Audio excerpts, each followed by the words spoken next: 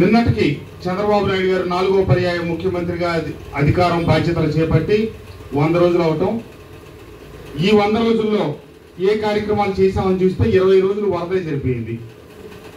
గడిచిన 200 సంవత్సరాల్లో ఇంత వర్షం 12 గంటల్లో పట్టడం అనేది చరిత్రలో ఎప్పుడు జరగల. కృష్ణానది మీద ప్రకాశం బ్యారేజ్ కట్టిన తర్వాత 11,43,000 క్యూసెక్కులు నీళ్లు రావడం అనేది అసలు ఇంతవరకు జరగల.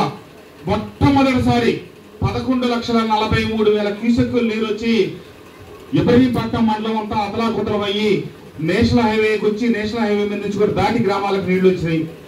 బుడమేరు దానికి ఎప్పుడు వచ్చినా 5,000, 7,000, 8,000, 10,000 లోపు క్యూసెక్కులు నీళ్లు వచ్చే స్థానంలో ఒక్క ఉదుటున మన మైలవరం నియోజకవర్గంలోనే 40 సెంటీమీటర్ల నుంచి 50 సెంటీమీటర్ల దాకా వర్షం పడేటప్పటికి రెడ్డిగూడెం, జీకొండూరు, మైలవరం మండలాల్లో ఉన్నటువంటి 50 చెరువులు తెగినాయి.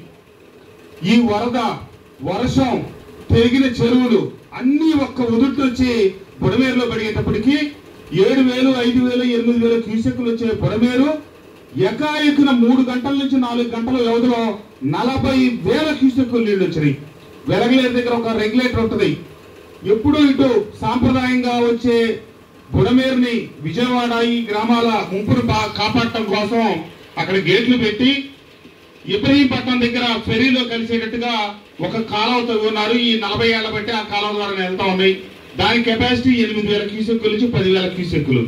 కానీ ఎప్పుడైతే ఆ వరద ఎక్కువైపోయిందో కిందకి కొంత గేట్ల మీద నుంచి నీళ్లు రావటం, గేట్లు కూడా ఎత్తాల్సిన పరిస్థితి రావటం కాకుండా కిందకు వచ్చిన నీళ్లతో కింద ఉన్న కాలువ బుడమేరు తెగటం ఇంత విధ్వంసానికి కారణమైంది. మన పైడూరుపాడు కావచ్చు, ఏలపాడు కావచ్చు, రాయనపాడు కావచ్చు, కొత్తూరు తాడేపల్లి కావచ్చు, మన గ్రామాలన్నీ కూడా చాలా ఇబ్బందికరమైన పరిస్థితులకు రావటం.